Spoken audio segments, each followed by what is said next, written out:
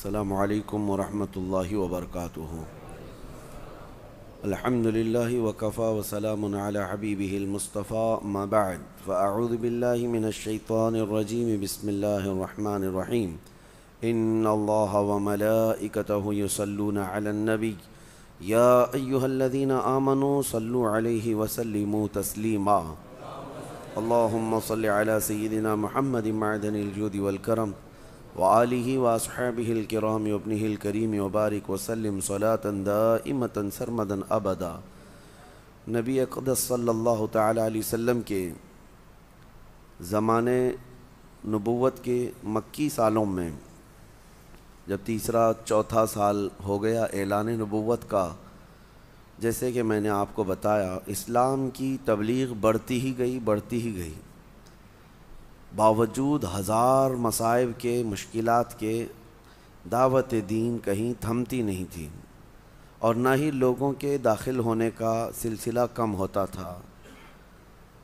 اور نبی پاک صلی اللہ تعالیٰ علیہ وسلم کے صحابہ جو آزمائش کے شکار تھے، اب ایک نئی آزمائش بھی ان کے سامنے تھی۔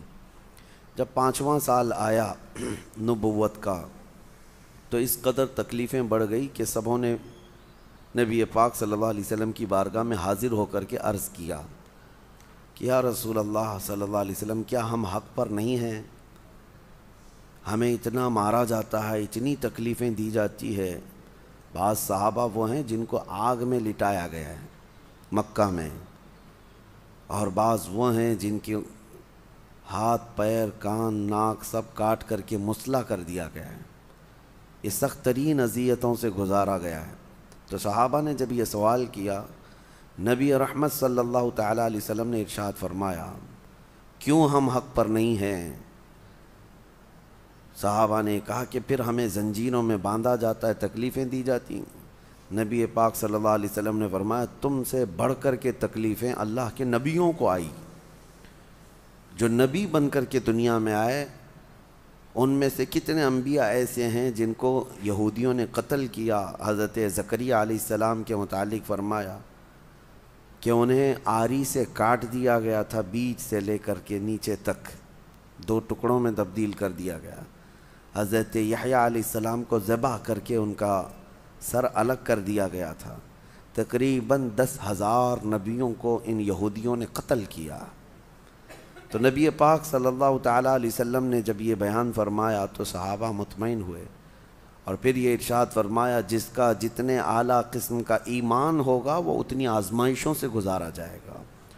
اور میں یہ بات بتا دوں آپ کو، نبیوں کے ایمان کے برابر کسی کا نہیں، اور پھر اس کے بعد رسول اللہ کے صحابہ کے ایمان کے برابر اب قیامت تک کسی کا ایمان نہیں ہوگا۔ ظاہر سی بات ہے، آج جو ہم آزمائے جا رہے ہیں ان کی تکالیف کے سامنے یہ کچھ بھی نہیں ہے۔ لیکن یہ سلسلہ اس وقت سے چلتا آیا، تو پھر صحابہ نے عرض یہ کیا کہ یا رسول اللہ صلی اللہ علیہ وسلم، ہمارے لیے کوئی راستہ عطا فرمائیں۔ تب حضور اکرم صلی اللہ علیہ وسلم نے سب سے فرمایا کہ تم ہجرت کر جاؤ۔ ہجرت 2 ہوئی ہیں، ایک پہلی ہجرت ہے، یہ یعنی نبوت کے 5ویں سال ہی حضور پاک صلی اللہ علیہ وسلم نے جو ہجرت فرمائی وہ نبوت کا 13واں سال تھا۔ یہ نبوت کے 5ویں سال ہی ہجرت ہوئی، لیکن یہ ہجرت مدینے کی نہیں تھی، یہ ہجرت حبشہ کی تھی، جس کو آج ایتھوپیا کہا جاتا ہے۔ افریقہ کا ایک ملک ہے، وہاں ایک رحم دل بادشاہ تھا جس کو نجاشی کہا جاتا تھا۔ وہ عیسائی تھا لیکن نرم دل تھا، عبادت گزار بھی تھا، اللہ اور آخرت پر یقین رکھنے والا، لیکن مذہباً عیسائی تھا۔ تو صحابہ کرام کو حضور صلی اللہ تعالیٰ علیہ وسلم نے ارشاد فرمایا کہ تم سب یہاں سے ہجرت کر کے حبشہ چلے جاؤ، حبشہ کا جو والی ہے، جو بادشاہ ہے، وہ نرم دل ہے، وہ تمہیں پناہ دے گا۔ تو صحابہ کرام کا ایک قافلہ نکلا، اس میں بڑے بڑے صحابہ ہیں، حضرت عثمان ابن عفان رضی اللہ تعالیٰ عنہ، حضرت عثمان غنی بھی اس میں تھے، حضور پاک صلی اللہ تعالیٰ علیہ وسلم کے اجلہ صحابہ میں سے حضرت جعفر طیار رضی اللہ تعالیٰ عنہ، جو مولا علی کرم اللہ وجہہ الکریم کے بھائی ہیں، یہ سب نکلے۔ تقریباً اس میں 70 صحابہ تھے، یہ پہلی ہجرت ہوئی، یہ سب مکہ چھوڑ کر کے نکل گئے۔ جتنے آزمائے جاتے تھے اور جتنے اللہ تبارک و تعالیٰ کی بارگاہ میں سبوں نے یہ عرض کیا کہ ان مصائب سے ہمیں آزادی مل جائے، ہجرت کیا۔ ہجرت کا جو ہے قرآن میں ذکر ہے، میں اس کو پھر کسی اور موقع پر عرض کرتا ہوں کہ جہاں تکلیفیں بڑھ جائیں بہت ساری تو وہاں مومن کے لیے ہجرت ہے۔ خیر، جب وہ حبشہ پہنچے تو نجاشی کے ہاں وہ رہنے لگے، امن مل گیا۔ نجاشی نے کہا کہ اگر تم ستائے ہوئے ہو اپنے شہر کے تو میرے شہر میں، میرے ملک میں سکون و اطمینان کے ساتھ رہ سکتے ہو۔ سب رہنے لگے، لیکن مکہ والوں کو اس پر بھی سکون کہاں تھا۔ تو مکہ کے جو اثردار لوگ تھے انہوں نے دیکھا، کہا کہ یہ ادھر جا رہے ہیں، وہاں جانے کے بعد پھر وہاں بھی یہ اسلام پھیلا دیں گے، لہٰذا نجاشی کو جا کر کے ہمارا ایک قافلہ ان کی تمام برائیاں بیان کریں گے۔ اور نجاشی چونکہ مکہ والوں سے پہلے سے اچھے تعلقات میں تھا، تجارتی تعلقات بھی ادھر سے اچھے تھے، تو مکہ والوں نے ایک قافلہ پھر سے بھیجا جس کی سرداری ابو سفیان کر رہے تھے۔ ابو سفیان ایک قافلہ لے کر کے وہ بھی وہاں حبشہ پہنچ گئے، اور چونکہ پیسے والے تھے، اثر والے تھے، نجاشی کے پاس جا کر کے ایک ریکویسٹ ڈالی کہ ہم ملاقات کرنے کے لیے آئیں۔ نجاشی نے حاضر ہونے کے لیے کہا۔ جب حاضر ہوئے تو پوچھا کیا مسئلہ ہے، تو ابو سفیان نے کہنا شروع کیا کہ ہمارے مکہ میں ایک فتنہ پیدا ہو چکا ہے، لوگ اپنے پرانے دین سے نکل چکے، جس کی وجہ سے مکہ کے گھر گھر میں آج لڑائیاں ہیں، اور وہ سبب ہے، انہوں نے کہا، محمد صلی اللہ تعالیٰ علیہ وسلم کی وجہ سے، اور ہمارے شہر سے کچھ لوگ بھاگ کر کے آپ کے وطن میں آئے ہیں پناہ لینے کے لیے، اور آپ نے ان کو پناہ دے دیا ہے، وہ ہمارے دین سے نکلے ہوئے ہیں۔ جیسے آج کہتے ہیں نا، دیش دروہی، دھرم ویرودھی، یہ تمام الفاظ اس وقت بھی تھے۔ یہ ہمارے ویرودھی لوگ ہیں، وطن چھوڑے ہوئے لوگ ہیں، لہذا ان کو آپ اپنے وطن میں رہنے کی کوئی اجازت نہ دیجیے۔ نجاشی انصاف پسند تھا، ابو سفیان سے بہت اچھے گہرے تعلقات تھے، کہا اچھی بات ہے، لیکن وہ لوگ آئے ہیں تو میں ان سے مل لیتا ہوں۔ تو پھر جو مسلمان صحابہ وہاں پر تھے، نجاشی نے ان کو اپنے دربار میں طلب کیا کہ جو نئے یہاں پر رہنے کے لیے آئے ہیں وہ ہمارے پاس آئیں۔ صحابہ آگے آئے ہیں، پھر ان میں سے ایک صحابی کو اپنا وکیل بنا کر کے سبوں نے آگے بڑھا دیا، وہ حضرت جعفر طیار تھے، مولا علی کرم اللہ وجہہ الکریم کے سگے بھائی ہیں۔ وہ دربار میں بات کرنے کے لیے آئے ہیں۔ نجاشی نے پوچھا کہ تمہارا دین کیا ہے، تمہارا دین کیا ہے، اور یہ مکہ کے حالات کیا ہیں۔ ابو سفیان وہیں دربار میں ہے، اور نجاشی کا بہت قریبی اثر انداز بھی ہے، نجاشی کے اوپر اثر ڈالنے والی شخصیت بھی ہے، لیکن اس کے باوجود حضرت جعفر طیار نے کچھ نہیں دیکھا۔ جب نجاشی نے پوچھا کہ تمہارا دین کیا ہے اور یہ محمد کون ہے اور کیا معاملہ ہے مکہ میں، تو ایک جملے میں انہوں نے پورا سٹیٹمنٹ دے دیا۔ حضرت جعفر طیار نے کہا، ہمارے پاس وہ رسول آیا ہے جو ہمیں مخلوق کی عبادت سے نکال کر خالق کی عبادت پہ لگاتا ہے۔ بس اب تک ہم پیدا کی ہوئی چیزوں کی عبادت کر رہے تھے، کوئی پتھر کی، کوئی درخت کی، کوئی ہوا کی، یہ سب مخلوق ہیں۔ حضرت جعفر طیار نے کہا یہ مخلوق کی عبادت سے وہ ہم کو نکال کر خالق کی عبادت پہ لگا دیا، یہی وہ دین ہے اور یہی وہ رسول ہے۔ اب نجاشی چونکہ اہل کتاب میں سے ہے، وہ خود عیسائی تھا، اور وہ بھی بت پرست نہیں ہے جیسے کہ دوسرے اس وقت تھے مکہ والے۔ تو نجاشی نے کہا تو پھر میرے کچھ سوالات ہیں، اس کے جوابات دو۔ نجاشی نے تقریباً 17 سوالات کیے تھے، چونکہ وہ پڑھا ہوا تھا مقدس کتابوں میں۔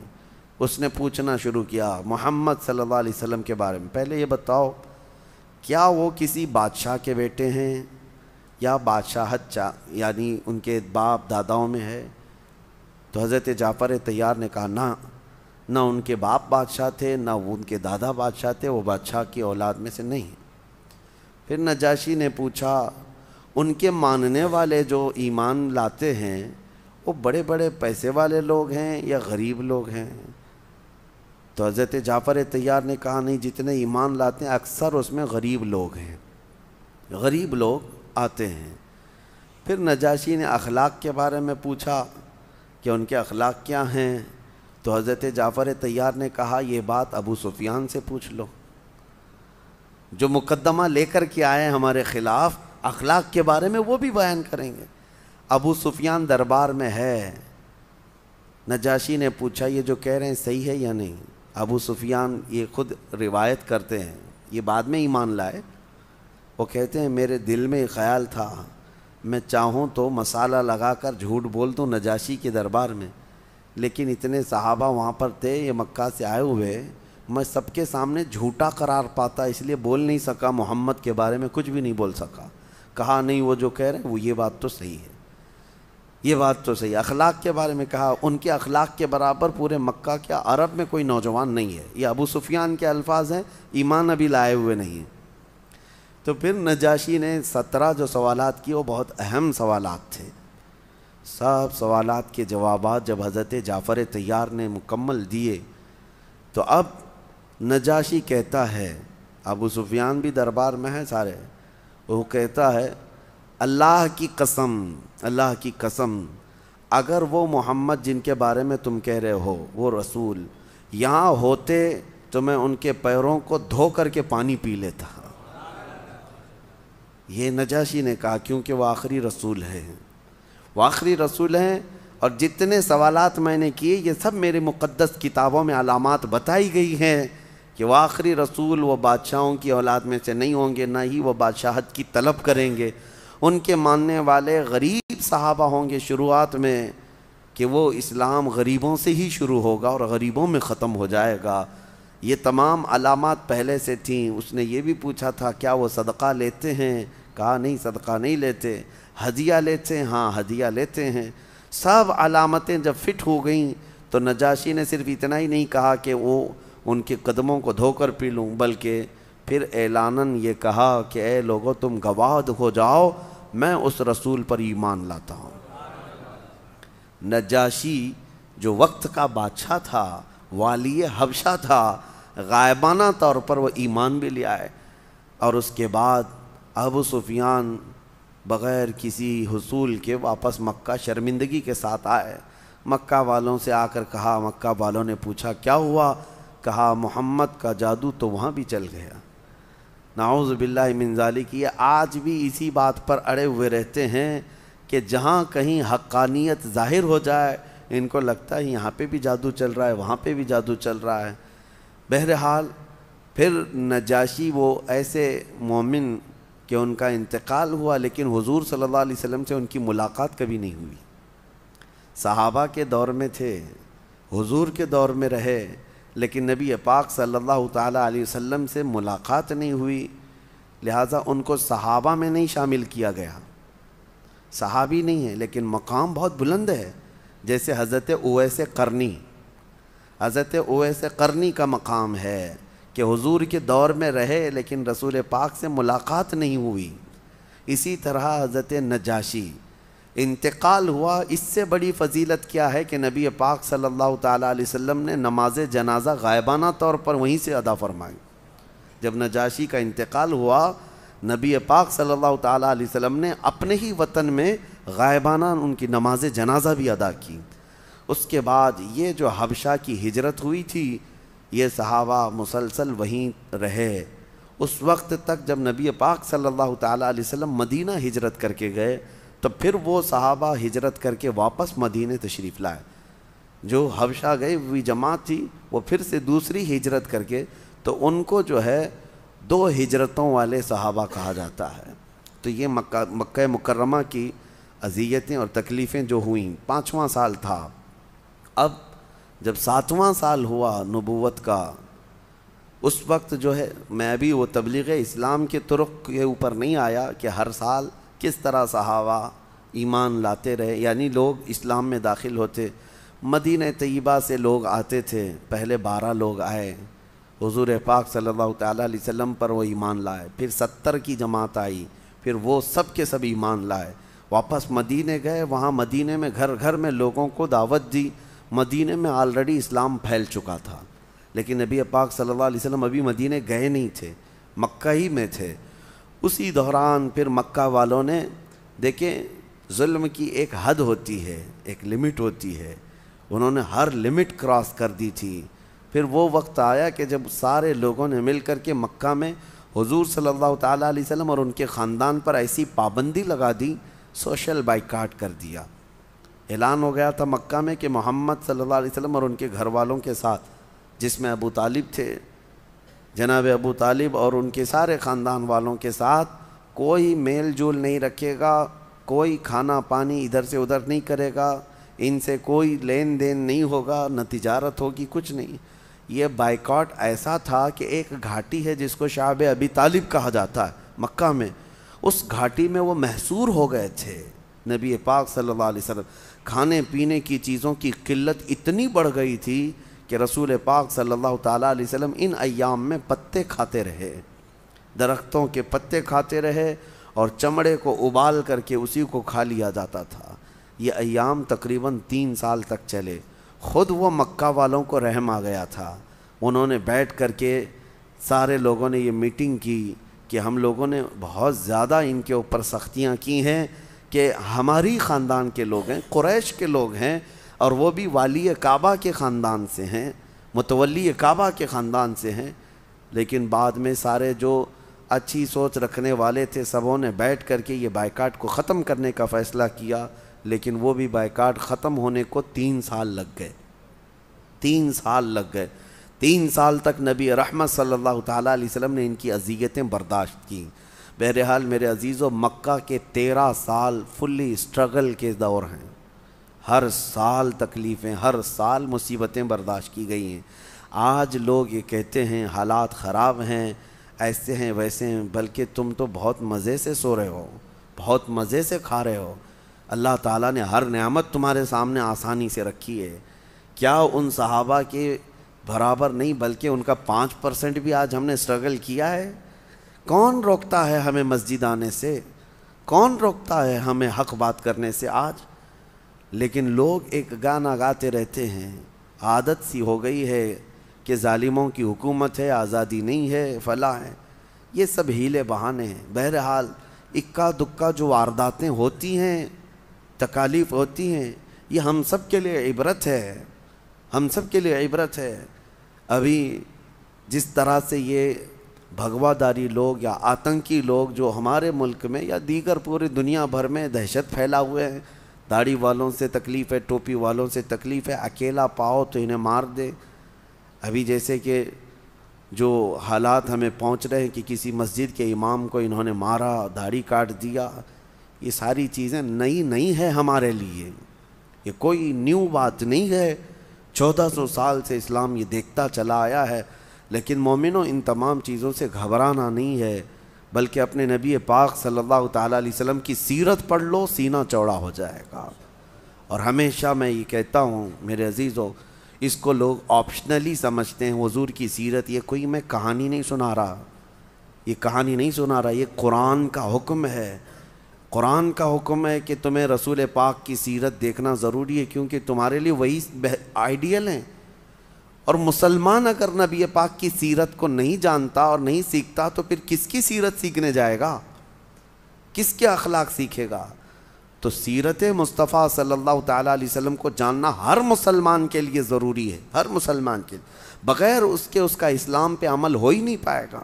مجھے بتاؤ، تم نماز پڑھتے ہو، آج اللہ کا حکم ہے، لیکن کھڑے ہوتے ہو، ہاتھ اٹھاتے ہو، باندھتے ہو، رکوع میں جاتے ہو، سجدے میں جاتے ہو، یہ طریقہ قرآن میں کہاں ہے؟ کہاں ہے قرآن میں؟ اللہ نے فرمایا اقیم الصلاۃ، تم نماز قائم کرو، لیکن تمہیں نماز قائم کرنا کیسے ہے یہ سیرت مصطفیٰ سے پتہ چلے گا۔ یہ میرے آقا کی سیرت پڑھنی پڑے گی کہ میرے آقا ایسے کھڑے ہوتے، ایسے جھکتے، ایسے سجدے میں جاتے۔ تو نبی پاک صلی اللہ علیہ وسلم کی سیرت کو ہٹاؤ تو دین کھوکھلا ہے، دین میں پھر کچھ نہیں رہے گا۔ تمہیں ہر چیز کا اگر تفصیلی جواب چاہیے تو نبی پاک صلی اللہ علیہ وسلم کی سیرت ضروری ہے۔ لوگوں کو ایسا لگتا ہے کہ یہ کوئی آپشنلی چیز ہے، نہیں، یہ ہمارے لیے فرض عین ہے، ہر مسلمان کے لیے سیرت مصطفیٰ سیکھنا۔ اللہ کریم ہمیں نبی پاک صلی اللہ علیہ وسلم کی سیرت پر چلائے اور آخری سانس تک میرے آقا صلی اللہ علیہ وسلم کے سچے غلاموں میں ہمارا شمار فرمائے۔ وآخر دعوانا ان الحمد للہ رب العالمین۔